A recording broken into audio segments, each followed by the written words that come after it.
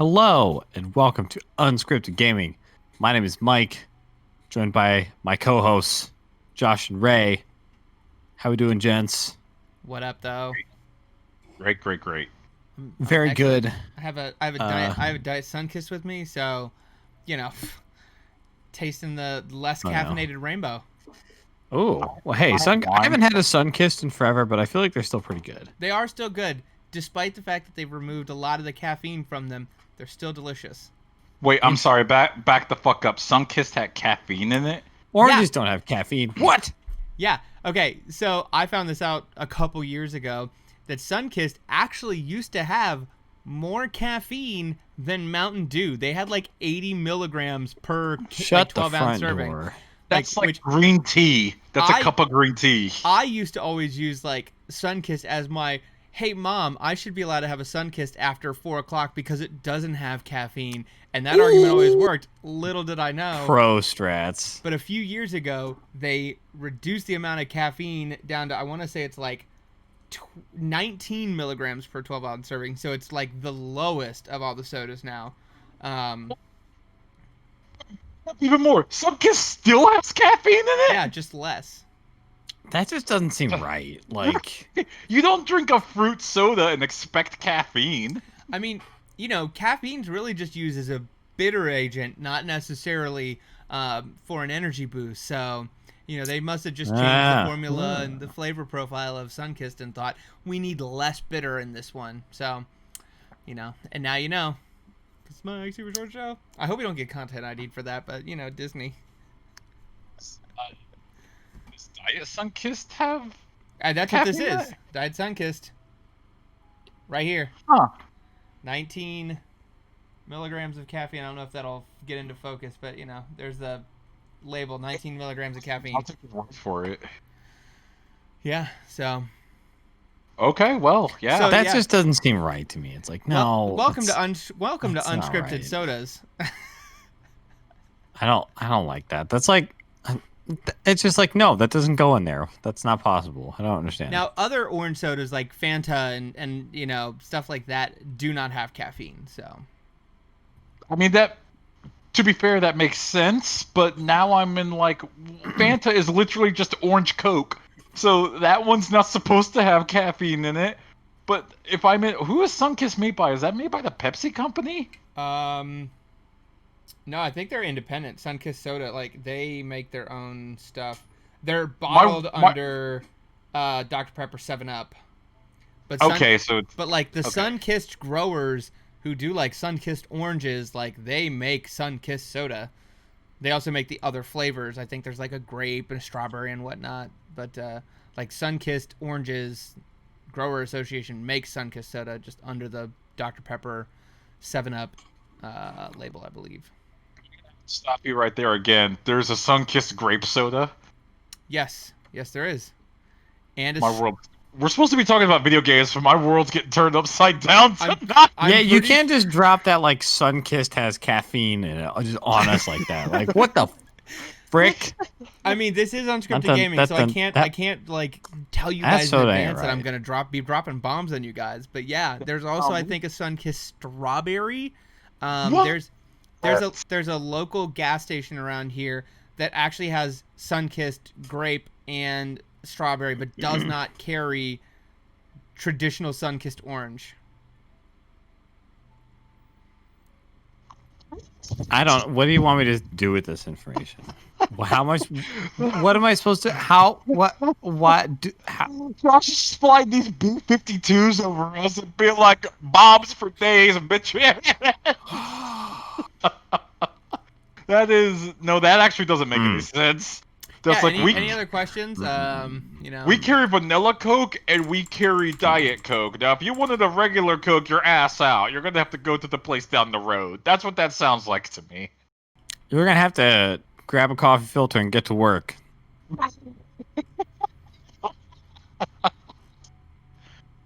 Okay, we should probably talk about orange, Diet Orange, grape, strawberry, cherry limeade, pineapple lemonade, diet lemonade, peach, fruit punch, pink lemonade, and strawberry lemonade are all varieties of Sunkist flavors. Pineapple Sunkist, I'm sorry, pineapple soda is just not I've had it. I don't like it. This is weird. On this one, yeah, not a fan. Pineapple Crew needs to let that one go. It's not happening. But you can have Hawaiian pizza. The Hawaiian pizza is great, but just take your Hawaiian soda or your pineapple soda. And I could fuck with that cherry limeade or the diet lemonade. Like those sound delicious.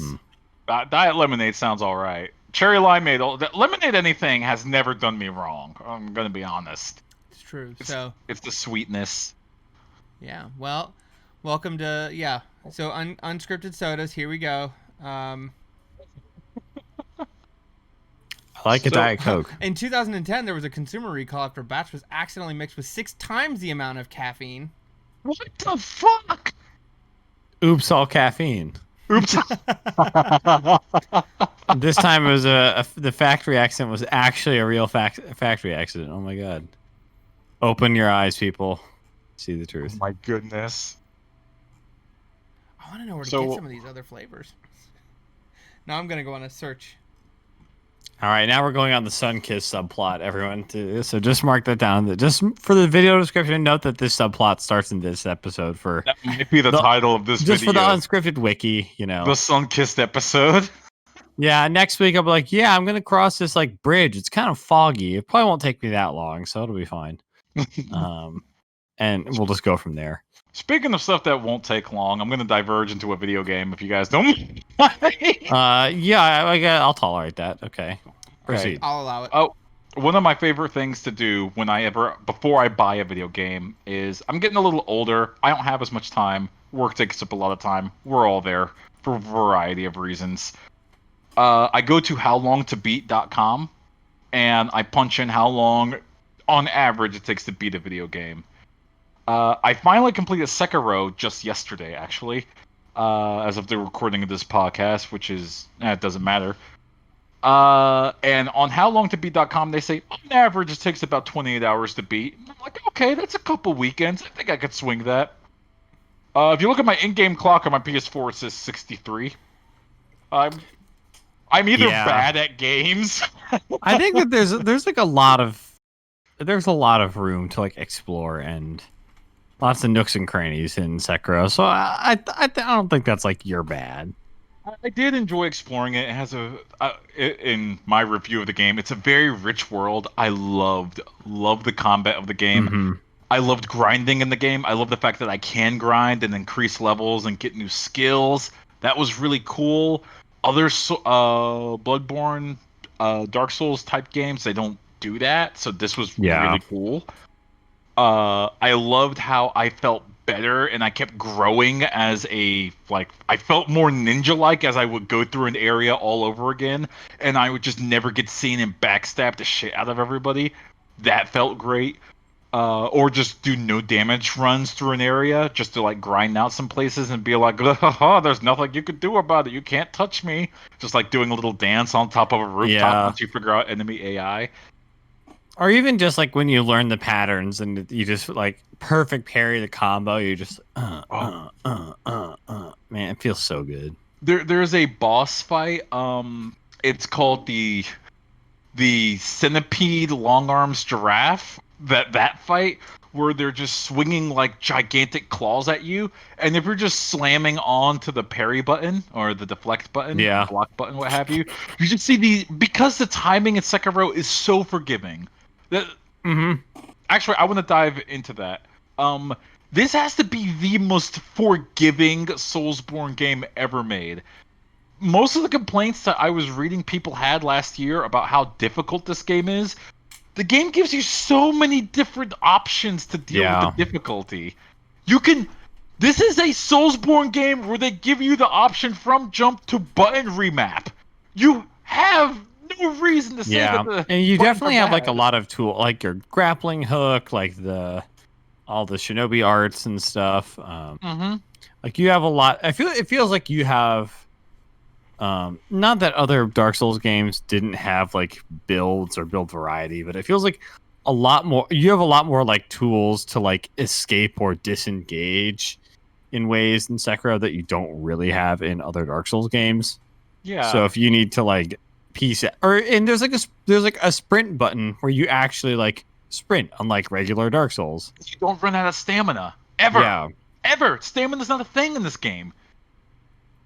I definitely think it's a lot more forgiving in a lot of ways, which is kind of nice because there's already like a lot of different learning that's happening in this game compared to like even if you're a vet of like other Souls games like you are, there's still a lot I think to learn about Sekiro. So it's kind of nice that they streamlined some of that other stuff in my opinion.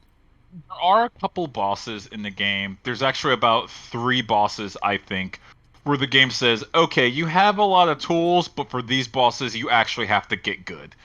Genichiro Shina being one of them. Mm-hmm. There's nothing you could do to cheese him. There is a speed running strat you could do. You could look it up online if you really want to do that. I don't recommend it. It's really just, it's dumb.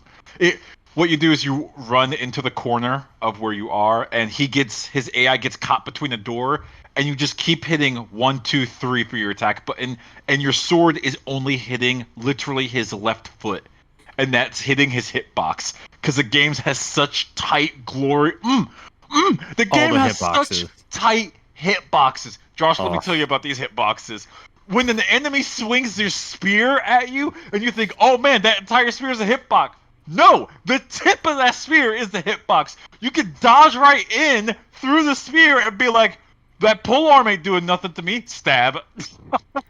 Man, there's some great hitbox. Just like someone doing like that 2-hit like spin attack thing, just as like the enemy was doing like a lower sweep and he jumps right and jump like over. Jump over it. You're just like, oh my god, it's so sick. Oh my god. Actually, beating this game made me disrespect a lot of articles of people saying Sekiro is too hard. That argument is so much more befitting of Bloodborne, because Bloodborne is legitimately really fucking hard. Like if you want to have that discussion or argument, this is the wrong game. The absolute, I can't button remap in Bloodborne. I have to get used to it. That's kind of how I feel too. Like I don't think games should be like uber hard just for like the point, just for no point. But I kind of feel like the core, like the core thing that makes Sekiro good is that it kind of forces you to learn and get that combat. And like I'm not saying like you have to build character, but like that's the game, is learning that system and mastering it, and then learning the boss fights and then beating them and feeling really fucking cool when you do it.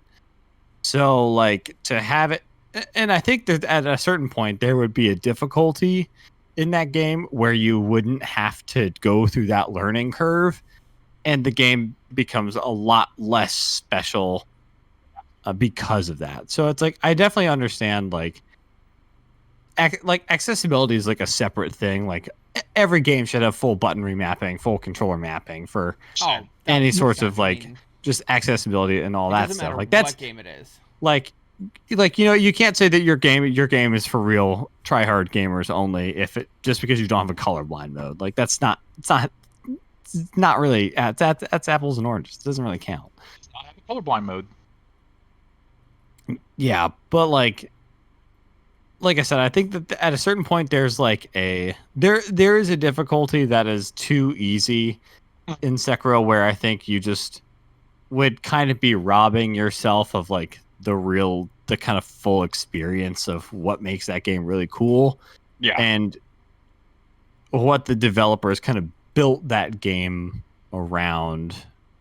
So it's like I think it's like, yeah, it's hard, but I mean, that's just it. I feel like Sekiro is like a perfect difficulty.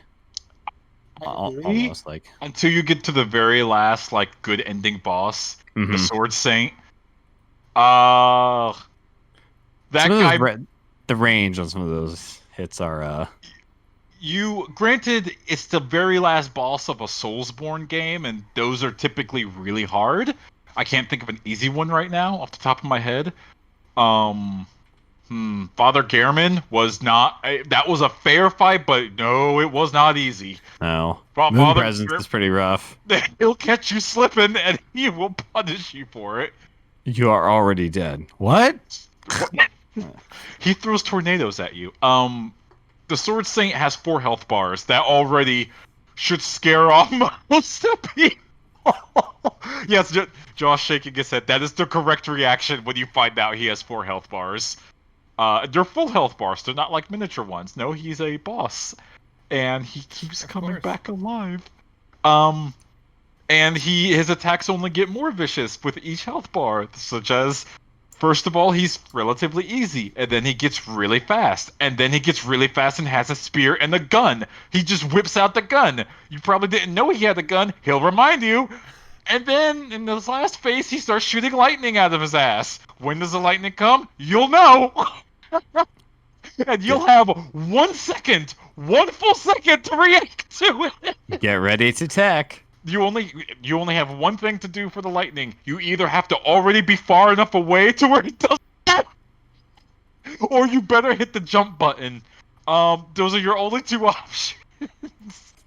I might be really salty about that, because when I was fighting him yesterday, I got him down to 1 more hit, and then he jumped up. I was like, okay, maybe I could deflect this. I saw the perilous symbol and the lightning strike his sword. I said, no. I think it's just in. Slam! And I just sunk in my chair because I was like, that was half an hour of fighting him. It's gone. I have to try again. Download interrupted. I did beat him the second time, but yes, I had to use every single, like, extra special rare consumable I've been saving to the side. I'm like, well, bundle Jesus statue, which gives you an extra resurrection. I'm like, oh no, I did that extra side quest that gives you 1 extra bundle Jesus statue. I need that one too. Oh, the cooked rice that makes your vitality wheel really fast. Give me that! And by the time I beat him, I had 1 healing gourd left. No medical pellets. No, nothing else. And I was just like... I'm just picking out back here. Don't fight me yet. I was just like, I'm not gonna lie. I had some fuel left in the tank, but it wasn't much. We just made it. Oh, but it feels so good. It's still one of my favorite Soulsborne games ever. It doesn't have the story of Bloodborne, cause what can? But it's still. I had more fun playing this game than I did Bloodborne because of the verticality, because of the way I can approach each and every situation. The game doesn't it doesn't force me into scenarios where I'm just automatically fucked. It's because I get myself into scenarios and then I get fucked over because I put myself there. There's always, like, so many different ways to approach an area, and you can never get seen. You could beat most of this game without ever getting seen, and that's just... When you watch like a speed run of this game, of like people doing like 45, 30-minute speed runs, and how they're just like, there's so much of the game that you could just skip over because the enemies are just looking like, was that a ninja that just went by? Oh, he's gone now. Yeah. Okay, I'm gonna go back to what I was doing. Compared to like Dark Souls the Kojima and model. The other and like the other Souls games, like it does really, like, the verticality is super cool. Like they're just like kind of the it's not like an open world game, but compared to like another Dark Souls game, like it's it feels like there's a lot more fluidity into like the combat itself and like how you even start those encounters. Like there's just a lot more, like it just feels a lot more open compared to like those other Dark Souls games, which are pretty linear. I'd say Sekiro is way more linear than like any of the Dark Souls games. I got lost in Dark Souls 2. Legit lost. Okay, yeah, Dark Souls 2 is yeah. Like, I think you can get fucked over in Dark Souls 1 if you don't know what you're doing. Let's say you're at Firelink Shrine, Mike, and you decide, hey, what's this spooky cave in the graveyard? No. Well, actually, honestly, there's an argument to be made to go down there just to go beat up Pinwheel because he gives you a good mask. It's not easy, though. Well, like, you just gotta run. You're taking the hardest route possible if that's your first thing you do. And you won't know that. You could just be like, oh, I heard this game is really hard. Man, this all sucks. And then the rest of the game becomes easy from then out because you win the lake. It's better than going down the elevator. That's too old Lodrin? Yeah. Oh, and you're dealing with the ghosts? Oh, yeah. no. See, it could be worse. Bad. Yeah, Dark Souls is only linear if you know where to go first. Once you know you go to the You take the Firelink Shrine, you turn around, and you head towards that bridge. You're going the right way. Congrats, fam. You're going to make it. If you go to the graveyard, you fucked up. And don't worry, the skeletons will let you know they fucked up, because they'll kill you immediately. And the skeletons won't die, because you don't have the... Oh, God. You just made me think of the bone wheel skeleton, not the bone wheel skeletons. Oh! My favorite part of the skeletons is, let's say you die a couple times in the graveyard, and you're like, okay, whatever, there's that big-ass sword, the Zweihander over there, I'm gonna go get it. That's when the giant 30-foot skeleton comes chasing your ass, and you can't kill him. Talking mad shit for someone who's consumed... Swinging range! Bam! Dead. Anyways, Soulsborne games are awesome. Sekiro's awesome. Everyone should try it. Get the Steam release if you can, because the PC... get the PC version on Steam, because the PS4 version only runs at 45 frames, and it dips, and it's not great. It's not your best experience. Plus mods. Get the mods. They're fun. Alright, that's it. That's my Sekiro rant. Very good. Josh, what have you been playing lately? This week I haven't been playing too much. I dipped back a little back into Super Hot, just for a little bit. Been playing a bit of Overwatch again. It's been, it's been a lot of fun. A lot of things have changed since I last played, which was, really, since I played Overwatch seriously, it's probably been 6 months to a year since was really playing that. So several new characters, several new locations during the time. Overwatch still really fun game. I think some of the changes that they have made to some of the characters as well as the additions have been pretty good. It's one of those things, as I play Overwatch more, the more I really start to think about just how shitty the idea of Overwatch 2 as it's been announced is. But that may be a discussion when we get a little closer to that time. But just, Overwatch is a really good game, and they're basically just gonna be making more Overwatch but putting a 2 on the end so they can have new shelf space for people who may not realize that it's just I think Overwatch they Plus. share they'll share the multiplayer. But I think 2 is like a campaign. There will be some campaign and probably some exclusive characters, I think. Yeah, but at that which is weird. Just selling, make an expansion. Blizzard knows how to make expansions. Like, they're really good at that. They've been doing it for a long time. Mm-hmm. Hear me out. I think actually sharing the multiplayer between Overwatch and Overwatch 2 is really smart to maintain your audience, because Overwatch has been out for 4 years now. How much in loot boxes have people invested to get like those special skins? And to say like, okay, throw all that out and start spending that money on loot boxes all over again for the multiplayer mode, that wouldn't go over well. So I'm not saying do that. I'm just saying make a, okay, here is our new, Overwatch 2.0 update. Here is the additional campaign and character pack for those who want to basically purchase it, kind of thing. Because to me it just seems a little shifty for some folks who may not be as plugged into the games industry and the news happening, and then just see Overwatch 2 on shelf, like, oh, I remember playing Overwatch a few years ago. I can't believe there's a new one. Let's pick it up, and then you get it home, and you're like, it's like, damn, this seems very familiar. 50% what I actually more like 70% what I was already playing with is a little bit more on top. But sure, boy, did they take a whole nother $60 from me.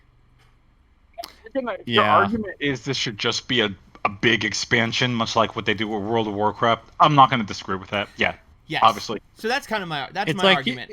I think as I understand, it's like they should do that, but just don't call it Overwatch 2. Yeah, just I don't know what you call it. Overwatch 2.0. You put that point Overwatch on it makes it feel different. Omnic War. Call it the Omnic War. That's the name of the expansion. Overwatch the Taken King. All right. Yeah. Fuck it. Yeah. Go. Do it. Yep. Or okay. Overwatch Forsaken. But, the good patches of Destiny. Been playing Overwatch. Was playing a little bit more of Zelda: A Link Between Worlds.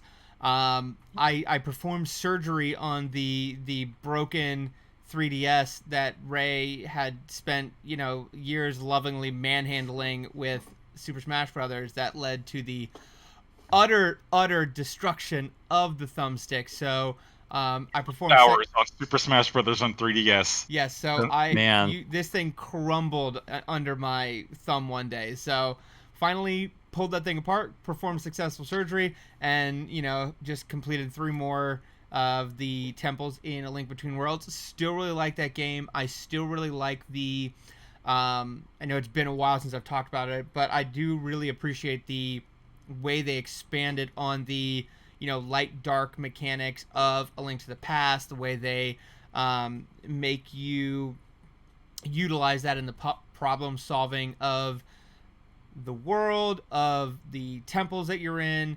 I still do feel a little weird about the whole you can rent your items and then if you die you give them back, but you can pay 10 times as much to purchase the items. That system is still odd, but also you get money so quickly because you don't have to worry about things like wallet upgrades and wallet limits that it basically becomes inconsequential in the middle end of the game. So still enjoying that. Still got a while to go.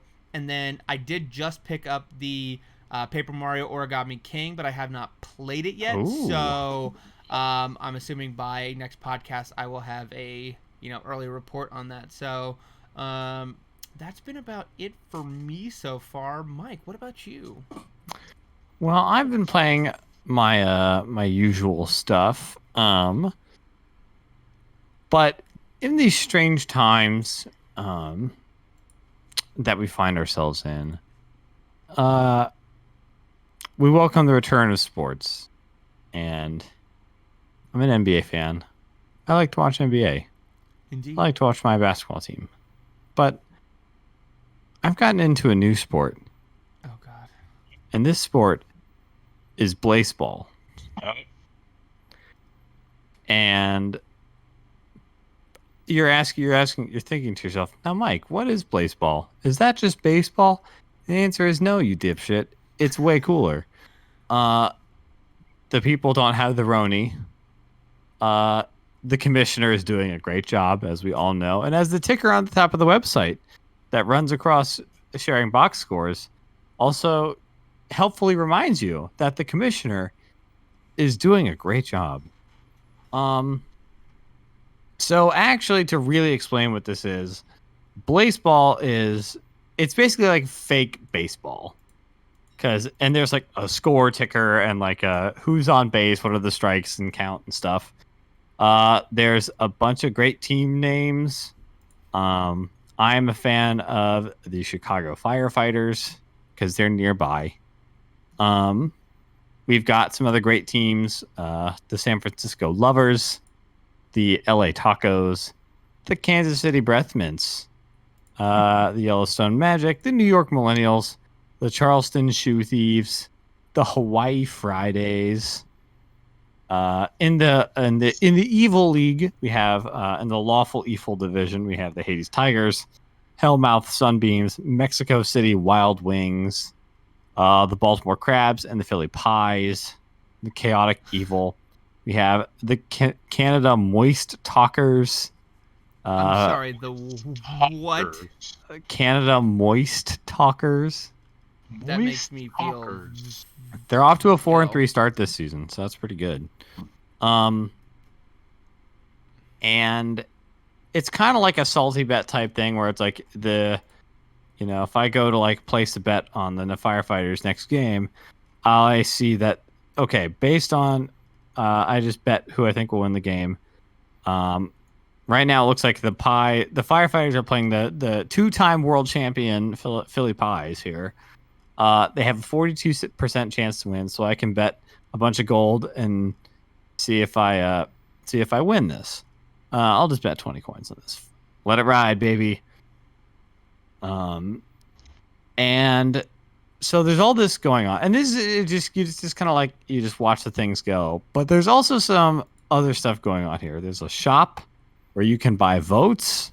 You can buy peanuts, which seemingly do nothing, but also something. You can buy a vote to vote in the election, where you can vote on like policies that will go into effect the next season, which are like next week, basically. So one of the decrees you can vote on this week is to redistribute the funds from the top 1% of fans at the end of each season. Like 5 players from the 2-time champion Pies will be reassigned to random teams. That sounds incredible. So there's let's see here. There's other things you can vote on called blessings. So each blessing will be randomly rewarded to a selected player. Vote for blessings for chances to win them for your team. One of them is anti-capitalism, brought to you by friends at the table. Your team will become fully anti-capitalist. I voted for that one. Just to shocking. Just to get that. Would have never guessed. So there's lots of funny stuff going on here. There's also seems to be like the Discord has a really cool community, and people are like doing fan art of like their favorite players who like came in clutch. Dove into this. Who like came in clutch. Oh, the player names are amazing. By the way, let's take a look at the Firefighters roster. We got Joshua Butt. It's a half-star player. He's not that great. Baby Urlacher is our ringer here. Wesley Poole. These are fine names. I know, we got some good names on here. There's lore, like in the Discord. There's like a lore section. What the hell? There's presumably something. So on the Blaseball website, there's the league, the shop, the election, and then the last section is just called book. And the description is the Book of Blaseball, the game of blank and blank. And it's presumably, and it says it's an official rule book, and it's like a lot of this is like redacted and implies some pretty weird stuff. So as I said, like once the ball's in play, redacted, immaterial plane, redacted. Crying in baseball is redacted. Who knows what that means? I don't know. Crying is baseball. If at any time, redacted, atone, redacted, 1 million peanuts. Is peanuts your currency? No. But you can buy peanuts with your currency. Okay. So I don't really know exactly what this thing is or where it's going to be going, but I forgot to note that we are in the discipline era of Blastball. Blastball? I don't know. But it's an interesting little browser kind of thing. The commissioner is doing a great job, as I mentioned. The Discord is pretty cool, and it's an interesting little project of like fake, like I like fake video games sometimes, like with Salty Bet being one of my favorite things ever. So this is like Salty Bet but baseball, and it also seems like there's some weird storytelling, kind of fun stuff happening. So that's kind of like the new thing I've been checking out this week that I think is pretty cool. So I think it's definitely worth a look at, and I think it seems like the team behind it has got some fun things going on. So I will probably look at it just to help my curiosity out at this point. Guys, I want to talk about a tiny bit of news that concerns us that might be upgrading our consoles within the next generation in the coming months. Oh. The PS5 has been making negative news today because they announced that all of their accessories will work. All PS4 accessories will work with the PS5. All of them. Except the DualShock 4. That's a special case. Your DualShock 4 PS4 controller will work with a PS5, but only for PS4 games. Sony's reasoning why it won't work with PS5 games is we believe the PS5 controller should be used with PS5 games to take advantage of the PS5 capabilities. Huh. I mean, I guess it's good that, like, as someone who bought a PSVR, I'm kind of happy that that is going to go forward. That's cool. But controller thing seems weird. But Microsoft announced today that all first and third party accessories for the Xbox One will be cross compatible with the Xbox Series X. So just throwing that out there. Is this the first time, at least in modern memory, that a company is making their previous generation controllers and peripherals compatible with the upcoming generation besides the Wii U and the Wii Mote? Yes, the Wii and the GameCube. Yeah. Your GameCube controller works fine on your like Wii. it. But it only worked for GameCube games and Smash Brothers. I mean, don't you disparage Smash Brothers like that? I'm not disparaging Smash Brothers, but no, it actually worked on a lot of games. Like you could play Sonic Colors with a GameCube controller. It depended on the game that wanted to take advantage of it.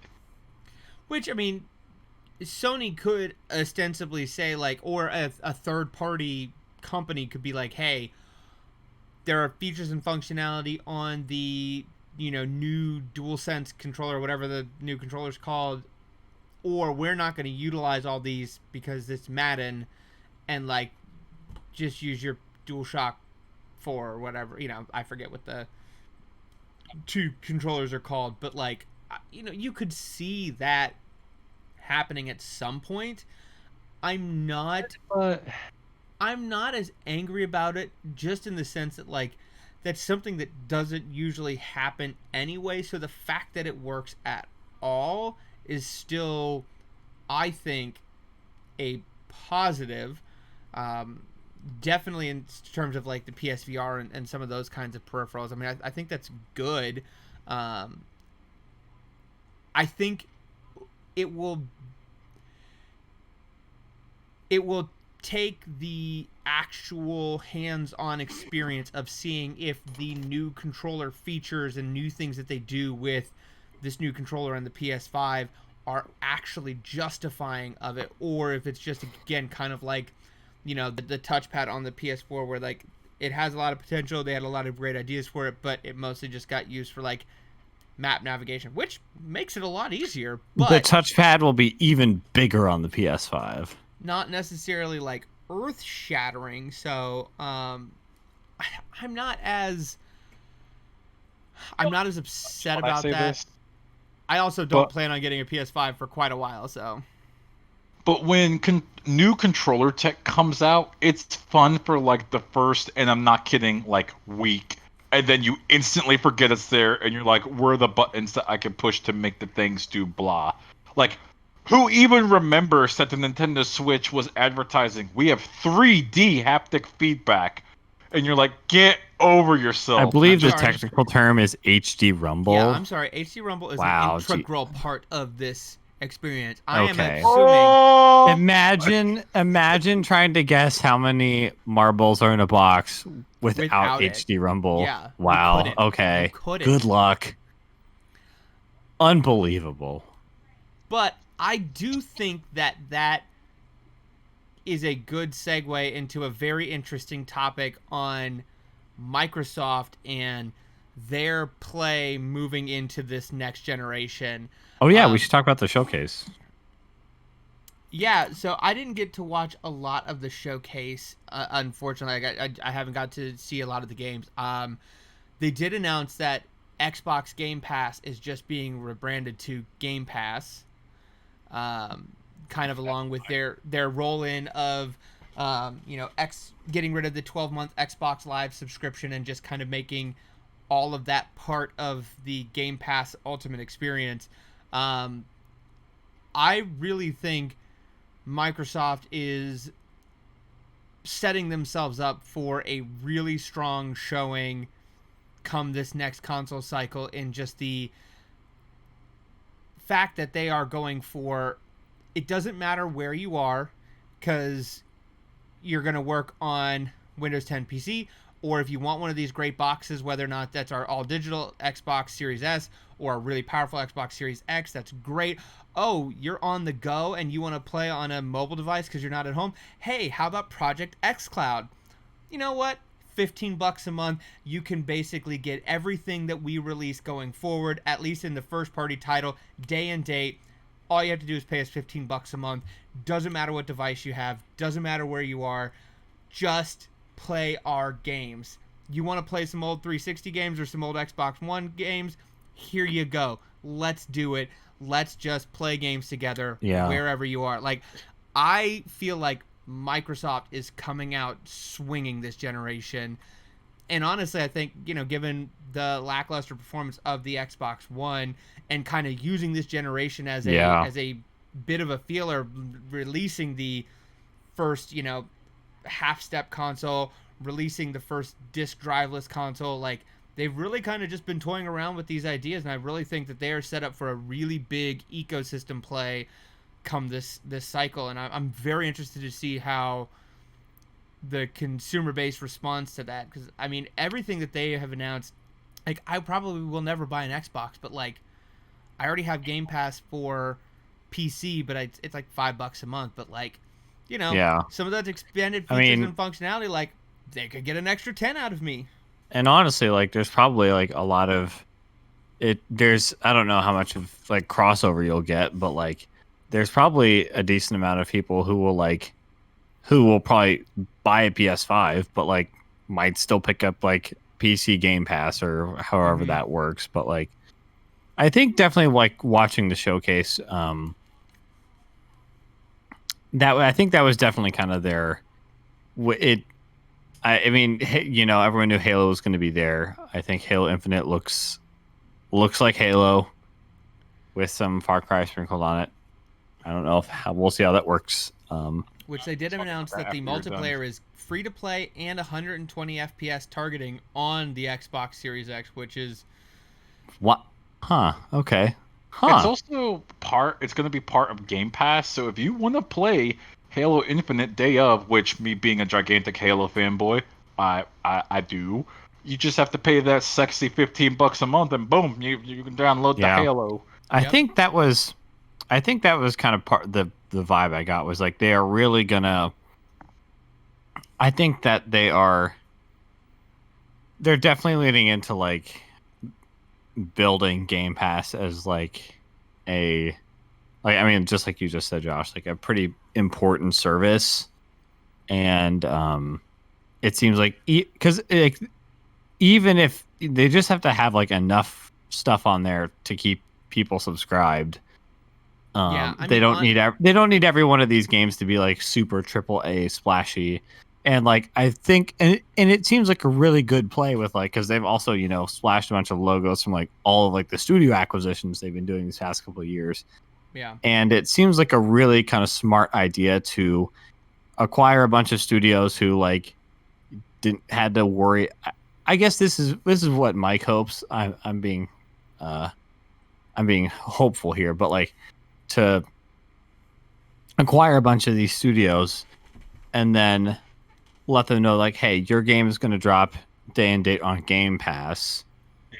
So don't worry about make something interesting. Don't worry about something like I hope that the security of the being released on Game Pass is giving I hope that's translating for the teams to like make really cool stuff that doesn't need to be like market viable. Like what I mean? It still has to draw an audience and be make a.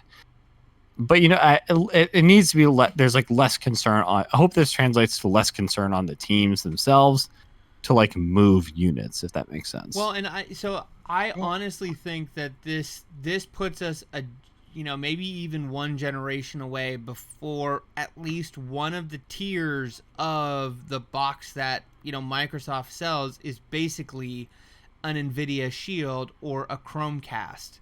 Like, I think that this is their way to get towards that, because if they don't have to worry about so much in the R&D costs of putting out a new box every couple of years, putting out hardware that sells for, break even or a loss because, they have to put out these mass market consoles that still punch close to PCs but won't ever come close to that price. Like, putting things on a subscription service like this, putting things on xCloud and getting that program up and running, like, that is how you eventually get to the point where everything is hosted, on the cloud and streamed to you, or, you have a much smaller box that just, shares some of its processing capabilities with a device somewhere off-site. I think that is how they get to there. And, maybe they do what they did with Xbox One and the Xbox Series X, where, like, okay, the next generation, it's like you have the Xbox XXX. You have the Xbox XXX, which is...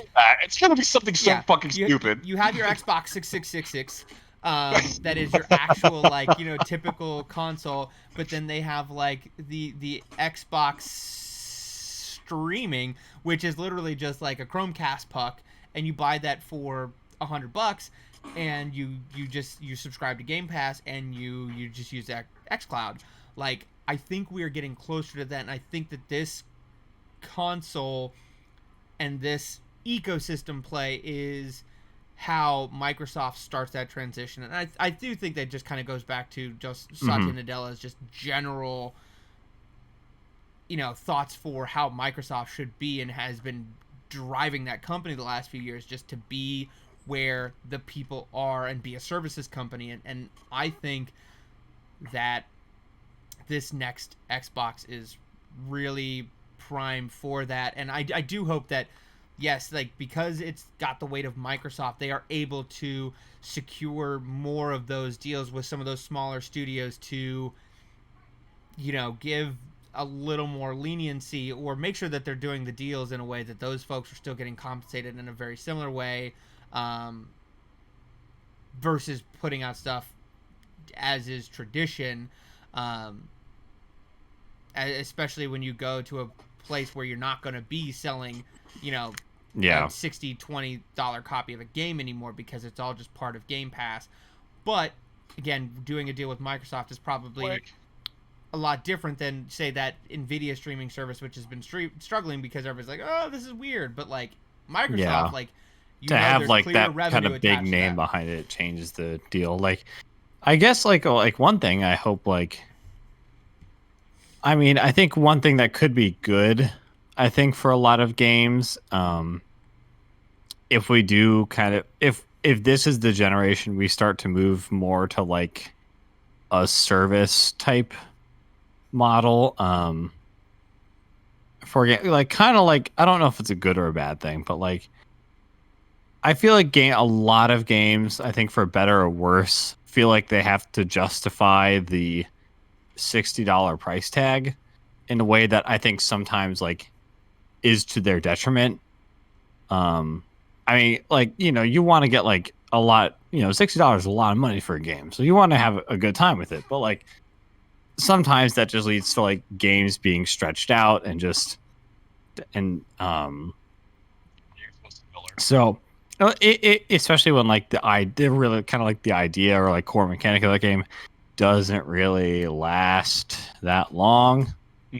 So I again, I hope one thing that happens over, like, if Game Pass really takes off and becomes, like, by the end of this generation, is something that is, like, a pretty, I don't know if this would ever be the case, but, like, a majority of people who own an Xbox are on Game Pass. I mean, that's obviously, like, crazy, but, like, I mean, is it though? Because I feel like a majority of people who owned Xboxes were on Xbox Live Gold, and that's not that much. Yeah. I mean, yes, it is. That's kind of what it feels like. They're probably going to roll Xbox into. Live Gold for a year of it was a third of the price of a year of Game Pass, and you only got online connectivity. Like, you didn't get any games with it.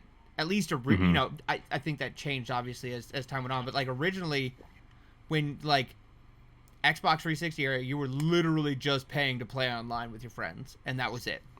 That's true. But for me, Xbox Game Pass is the ultimate value proposition. Like, I would not have played Gears 5 this year. I would not have played Outer Worlds this year because, like, they seemed interesting, but, like, with the limited time that I have and, you know, having kids, like, I can't justify spending $60 on every single game that I want. And when I do spend $60 on a game, I'm like, God, I've got to play it. And, like, both of those games I had a lot of fun with, but, like, I fell off of because I got busy or, you know, something else came up, and I had fun with it. I really enjoyed it. I don't feel bad about not. You had enough fun with it to keep subscribed to Game Pass, yeah. Which. But, like, I would. It's a decent value prop. Yeah, so. But I would have never played it if I had to pay full price for it, or if I did pay full price for it, I would have felt a lot of anxiety about, like, I have to see this all the way through because I paid for it, and, you know, I've got to reap that cost to the time fund ratio.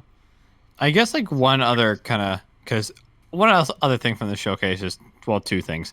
One, I think Everwild was my favorite game from that from the whole showcase. I love the vibe. I think it's very cool. Two, no price. It seems like we are going to go down to the absolute wire on the pricing of these boxes, and I don't know how many more we're going to record. We might honestly have a few more episodes we'll record before we actually get those. Discuss. I mean, yeah. So I don't think we're gonna see a price until you're checking out. I was gonna say it's no. Until they swipe your credit card at Target. Yeah. Bold of you to assume I'm buying it at Target. So, okay, here's also a question I have. Do you, if we had E3 as in the traditional sense, do you think I would have bet both Sony and Microsoft would have announced prices for the consoles at their E3 showcase, and we would have known then? No, because Sony wasn't going to be at the E3 because they bowed out. That's right. They're running their own show, and I honestly, legitimately don't think we're going to see a price until September because reality check for everyone that seems to have forgot, we're in the middle of a pandemic, and unfortunately, we're in the middle of an economic downturn, so no one wants the sticker shock of a gigantic several $100 frivolous thing being shown in their face, which is smart. Yes. That's why they're quick to tell you Xbox Game Pass is going to be $15. They're really fast to tell you that. That box over there, don't worry about that right now. We'll get to that when we get to that. Yeah, because you could go have Game Pass right now. Yeah, go get Game Pass now. That box that we have over here, hold off. Slow your roll. There's also a part of me, like, I obviously know that by now they might have even almost started actually, like, it's August, so, like, if they haven't already, they're close to starting actual production for units that are going to be on shelves, like, and even just, like, printing of, like, hey, here's the GameStop, like, window flyer thing. Well, yeah, you got to imagine that they're in discussions with retailers for, you know, Black Friday sales and everything like that. So, like, obviously those discussions are being had, but I wonder if any of the supply constraints from COVID have had any impact on where they're targeting for that initial price. I also wonder if there's a little bit of, like, trying to wait for the other guy to go first. to either I think that's react to that in some way by saying remember when Sony bodied Xbox famously in 2013? They probably don't want a repeat of that. Yeah, I think that is I think there's a lot of like obviously like market factors that are obviously in play that are beyond my pay grade, but not really. Yeah. Well, like Sony announced originally, they were going to release 5 million units in the first run, and then a few weeks ago they're like, actually, even with supply constraints and everything, they doubled that basically and said like the initial run is now going to be 10 million units. So like, obviously them going for that aggressive of a target, there are supply chain constraints and whatnot, but like obviously it's not bad enough for them to say, oh, we can actually double our original order and be around that time frame. So, I just wonder like, if one of them is like waiting for the other to either be like, okay, can we afford to undercut that? Can we do something to make a bigger splash? That's the thing is I imagine both Microsoft and Sony here have like charts in their have very very specifically outlined charts in their offices or whatever. Hey, if Xbox equals this dollar, then our price, if they announce first, then we do this. If we announce first, then their price is this. We do this in like 2 months or whatever to you balance that. Josh brought up a really interesting point of, and you did tangentially as well, Mike, of Microsoft having to make deals with certain companies. So let's make no mistake here. They are offering Xbox Game Pass, at least initially, at a substantial loss to their games division because they're dependent on those units to actually sell. And if you're not selling those unit copies at $60 a piece, you're having to walk to those companies, cut a check, and say, you'll be good, we're going to give you this amount of money, but we're going to make all this X amount of money on the side because we don't know if people will actually assumedly buy your game. Or maybe there's another contract deal where they're like, for $15 a month, we're going to check how many people do the downloads, and you'll have to trust our data for how many people downloaded your game and played it, and so on and so forth. It's all very, like, nebulous. Yeah, so, I mean, and I think it's nebulous because we're talking about this is not your ma and pa like video game console manufacturing. This is Microsoft, one of like the 10 companies left, period. So I think that they have the financials to swing whatever they need to do to make a play at market capture. Also, I think not famously, but I don't have the numbers in front of me to verify this. I don't think since the very first Xbox, the one with the Duke controller, Halo 1, I don't think since that one they've actually sold their consoles at a profit, because the Xbox 360 famously cost them $1 billion in Red Ring of Death repairs, and I don't know if they ever like made that back or recovered from it. I actually don't know off the top of my head.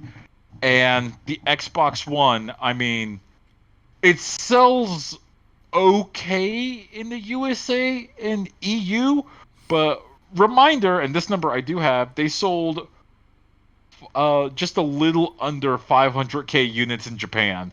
Like, nobody overseas cares about this console.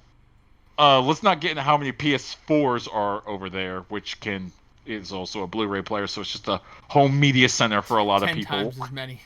Yeah, yes, exactly. Like, insurmountable is the answer. Also, if you want your JRPGs, you go into PS4. What are you doing, you fool? Get your Persona on here. That's what it's for. It's your Persona I'm machine. a big fan of the Blue Dragon franchise. Okay. My JRPG box. You are number one. No, you're not, Mike. No. Blue Dragon is actually the name of the new exotic in Destiny. So. Yeah. Is it really? No, I'm just. I have no reason not to believe you. You understand, that's true. Right? That's true. We should have maybe before the expansion comes out this fall, I'll do a Destiny exotic catch-up quiz. So I'll bring you guys up to speed on real ones or fake ones, and just so you guys can know what's going on. Josh still wins with egg beater Roman numeral. spelled incorrectly. Number 7. That was a great that was my favorite. That was my favorite Destiny gun. I actually want a Destiny gun called the Egg Beater now because why not? They already got. My favorite Destiny gun name that sounds like something Josh would come up with is Cerberus +1 because it's just a 4-year-old Yeah, gun. it's super good. And it's just 4 guns duct taped together. It's dope. It's very good. It's so stupid. I'm trying to think. There's probably like one I'm forgetting, but off the top of my head, my favorite gun name is Randy's Throwing Knife. Which is funny because it's a gun, but it's called Throwing Knife. Cerberus +1 still takes the cake for me, because if I was thinking, this is a gun Josh would actually make, and the lore description is great too. What's better than 1 gun? 4 guns held together, tied to a trigger pull. And the gun is literally just, whenever you pull the trigger, it fires 4 bullets. It's the best, dumbest gun in Destiny. There's a catalyst for it that turns it basically into an auto rifle shotgun. It's really fun. I mean, I have that catalyst actually, where you just, whenever you trigger pull, it's just boom, boom, boom. Yeah, it's great. So Mike, I've been playing Destiny again recently, as you're well aware. I don't know what I need to do to get this gun. I just bought it off of Xur. Good news for you, it's a world drop, so Xur will sell it, and B, if you buy his weekly Ingram from him, you'll get it eventually. So that's fantastic news because I need that gun. It's very fun. It's very fun with the war rig too for Titans. I'm gonna send you a picture of it because you need to appreciate how it actually is. Just it's very jank together. It's super great. It's literally like a. I think the description describes it as a guardian being really bored and just wanting more firepower, but not wanting to actually make a better gun. Honestly, respect. That sounds like literally me if I were a Titan guardian, like the kind of shit I would do if I were just sitting around and be like, I got like 4 of these things. Why can't I just put them together? Could I? Mike, give me a minute. You can't do that. That's ridiculous. Josh, I need you to open up Discord and look at the image of the Cerberus +1. It's also got the. I will after we're done because otherwise I'll ruin the recording. So. Oh yeah. Okay, I'm gonna send it to you on Facebook Messenger so you can see it on your phone. Don't want wonky video all of a sudden. Yeah. Yeah, but anyway, back on track. This round of the console wars, the companies I feel like have been taking very different approaches to how they're marketing things and getting ready for it. I think it's very interesting that we haven't seen a price yet for either. I think they're both looking to try and some way undercut each other, making the other guy go first. I think Ray is right, though. I don't think we'll see a price until at least September. I think there might even be a world where we go into the first week of October until we hear it. So, there's a world where you check out at whatever, and they're like, "Oh, Microsoft will call you. Don't worry. They'll call you when they're ready. Please call for inquiry." But I guess if I had to guess, oh my gosh, those are those ratcheting. Those are those metal ratchet straps. This is on the folks. This is on the Cerberus. Oh my it's God, very good. Incredible. Look at that spare battery he put on the. Yeah, and to switch it to the shotgun mode, you just kind of bonk it right there. It's really cool. It's wonderful. I've had this good. gun since I bought it from Xur, and I still use it in my regular rotation. It's not very because good. It's really good, but because it's dumb. And sometimes you need a big stupid gun. Yeah, I got it. It's okay at clearing red bar stuff. It's okay. I gotta get that gun. There's better. There is better, but the best gun in Destiny is the one you have the most fun using. So. And I do have one of the most fun with this janky ass thing. I think it has an ability too, where the longer you hold the trigger, the bullets just start firing in rapid succession, and that looks pretty cool. That's incredible. It's pretty great. I guess just a final thing on the price, and I don't know how much longer we want to go for our recording here in general, but. I'm gonna guess that, if I had to guess, I feel like I feel like Microsoft is gonna do whatever they have to do to be the cheaper one. I think they're gonna. I mean, especially with like the big emphasis on like getting people onto Game Pass, like that kind of being like the real goal is to get them into like the ecosystem. I think Josh is right. I think this is the last like console that Microsoft will actually release, because it's very clear that they're not interested in like going toe to toe against Sony and Nintendo anymore. Like that's clearly a business model that is not gonna last. No, don't. Yeah. I know Josh is like agrees with me. I agree with you because it's obvious. You know what I mean? Like, they are making it so that I would be foolish, because I'm already going to buy a PS5 and I already have a Switch. They're making it so I would be foolish if I bought an Xbox Series X. Why am I doing that when I have a perfectly functioning gaming PC and I could just get Game Pass? I would. Yeah, and if they still get you there, then you're good. They're good. Exactly. They're like Ray, they're saying just subscribe to that. What okay. if I told you could buy an Xbox One X and have HDMI 2.1 capabilities, since there are no graphics card yet that have it? So obviously that's the best decision. Why would you wait for like a 3000 series NVIDIA chip to do that? My Xbox One when I got the chance.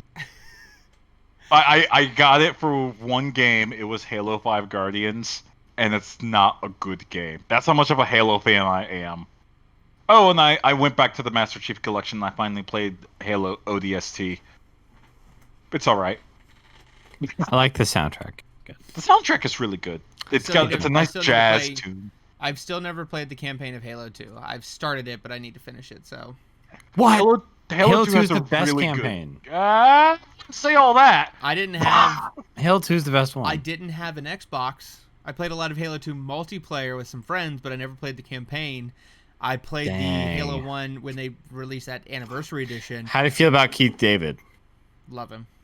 Great. Well, let me tell you, you're in for a great time.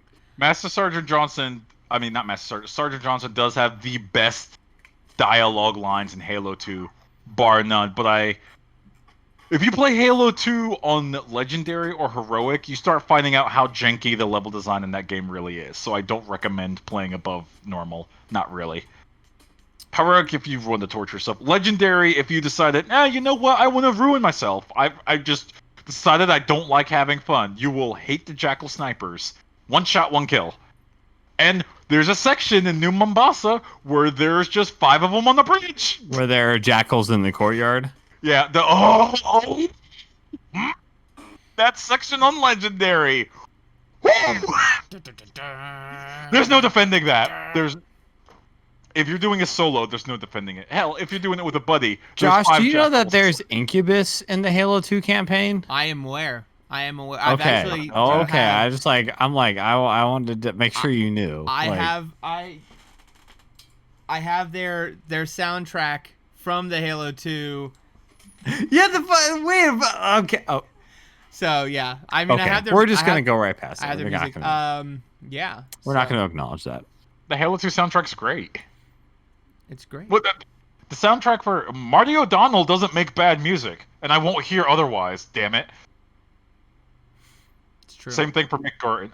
Well, Mick Gordon is kind of a dirtbag. I don't think we ever covered this, but Mick Gordon won't be returning for the next Doom game because there was a whole big thing where he promised not Bethesda. I'm sorry. Crap. Thank you. id Software. He promised id Software he would make 12 tracks for Doom Eternal. He made 2. That's less. I'm not that good at math, but he got on Twitter and said, "I'm no longer working with Doom Software. We had a bad contractual deal." Everyone jumped down id Software's neck, and then the producer for id Software came on to Reddit, and he says, "No. It's not that it was a bad contract. He literally did not deliver the services that we paid him for, and he's being a bit of a shit about it." And so they had the receipts and they put him on blast, and Mick Gordon has never responded ever since. So I hope you like the Doom Eternal soundtrack, because you're never hearing Mick Gordon's music again in a Doom game, I guess. Okay. Well, there's a little bit of drama there. What are you gonna do? Y'all, I got a quick tech minute. Very quick. These are always like 12 minutes, but go ahead. No. So the two things I want to talk about, I think I talked about a little last time. NVIDIA has been rumored and sounds like is getting more serious about the potential acquisition of ARM from SoftBank, which I think ARM is putting it up for sale for like $1.9 billion. But according to some financial analysts, like it's gone from rumor to serious prospect. I'm not 100% sure like what NVIDIA gets out of this acquisition besides, I guess, maybe potentially changing the way that ARM does its licensing fees, but I'm worried about like if you change the ARM licensing, there are other smaller chip manufacturers who can license out architectures similar to ARM that are a lot cheaper, so I don't know, but could be an bad move for NVIDIA, but also could be a good move. Who the hell knows? We also have a first leaked benchmark for the new Tiger Lake Intel chips.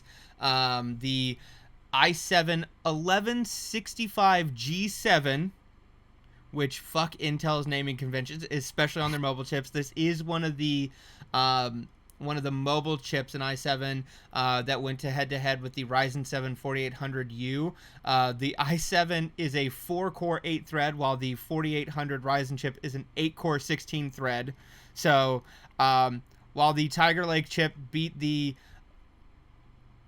Ryzen chip in single-threaded workloads a little bit, it was about 30% slower than the Ryzen chip when it came to any multi-threaded workload. So, Intel still has the fastest clock speeds on the laptop space, but like do more than one thing at a time. And like, what are you buying an Intel chip for? Open 2 Chrome browsers and you're toast. Yeah. So yeah, I don't.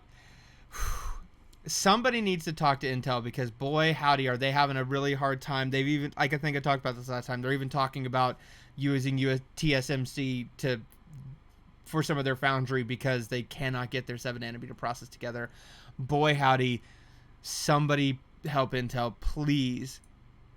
Why, you actually want them to fail. You've been saying this for years. You want Intel to fail. I don't want them to fail. What I want them to do... No, what I want them to do is recognize the market pressures that are on them and actually do something about it rather than just, like, farting out a bunch of stuff because they were on top for so long and, like, But, Josh, what about the short-term profits? I don't give two shits about the short-term profits because you cannot tell me that it has been economical for them to be stuck on the 14nm process and continually work on this architecture that they can't seem to get right. Like, you cannot tell me that that has been financially viable, especially as they've lost market share left and right to AMD and to now, Apple taking away all of their Mac business. Like, you cannot tell me that that has been financially responsible for them. Like, I don't know. It's good when you have two giants actually duking it out, but like right now, Intel has just been resting on their laurels and AMD is eating their lunch for it. And like, great, that as a consumer, that does well for me. But like, I have nothing against Intel in theory because like, I mean, it's a homegrown company. Except that they make dumb chips that are stupid and dumb. I mean, yes, there is that. Like, and they're babies too. The problem is they can be better and they should be better and they're choosing not to be, and that's what's frustrating is that they are choosing to not be as good as they can be because they were on top and they took their foot off the gas. And I mean, I think there's some old famous quote about like, why does Coca-Cola still advertise? And it's like, when you're in the lead, you don't take your foot off the gas. And like, Intel took their foot off the gas and they're paying the Yamcha of chip manufacturing. Because who knows? 2-3 years from now, when I go to upgrade my computer, if Intel turns it around and says like, we have the dominant workstation and gaming chip, like I'm not gonna not buy that chip, but like if I put money down right now, I'm definitely buying an AMD chip. But like, if Intel gets back in the game, who knows? Who knows? Interesting times. Intel is the Frieza, where they were born powerful and they've been powerful for a long time. Meanwhile, AMD's Goku. You don't expect it, but he's in the background training. Oh, okay. Now I get Stronger. the Tech Minute. Okay. I understand now. AMD is Goku. Intel is clearly Frieza. So I just need an official Tech Minute translation, and then I got Power PC is Yamcha. They were there for a while. They had a really cool relationship with really cool people, and then they just got bodied by everybody and died. And then they died in a hole. Yamcha is the compact PC of the computer. Yamcha is the gateway. Oh no! He's the gateway. The farmer is the box, the cow box. When Apple switched from Power PC silicon to Intel silicon, that's the Yamcha in the whole dead. For all the Yamcha fans out there, but you know who you picked. You know the loser you picked. He apparently did well in Dragon Ball FighterZ. He's great in fighters. I've seen some people body a fool. It's so weird watching Yamcha beat up Cell. It's just. Like, no, actually, you can't just beat up the most powerful warrior with Yamcha. Haha, Wolf Attack Gober. Oh man, that's Wolf the Attack thing I missed. Oh, remember in Evo, whenever someone picked Cell and got on the screen and the whole crowd yelled "ah!" during his startup man. thing? I missed that shit. Oh. I mean, Evo was already kind of. We talked about this a couple episodes ago, but Evo was already in some heat this year. It was already not going to happen, basically, but I miss stuff. Smash was kind of dusted because their online connectivity is an excuse. Every time I get bored and I pop in, like, let me get a couple rounds of Smash in. Oh, this is painful. Hey, Ray. Yeah. Do you know where people can go to find more comparisons of dead companies to Yamcha? Hell no. Where? unscriptedgaming.com. Oh, shit. You can go there for all your Yamcha equates a dead company content that you could ever want. Don't want to go to unscriptedgaming.com? Well, guess what? There are other places you can find us on the internet. You can find us at Unscripted Game Podcast on Facebook, at unscript_gaming on Twitter. You can get us on soundcloud.com/unscripted-gaming. You can get us on Apple, Google, Stitcher, Pocket Cast, wherever the hell you want. Go get your Yamcha equals dead company content. All those places with us for Unscripted Gaming. Thank you for listening. My name is Josh. My name is Ray. My name is Mike. Peace.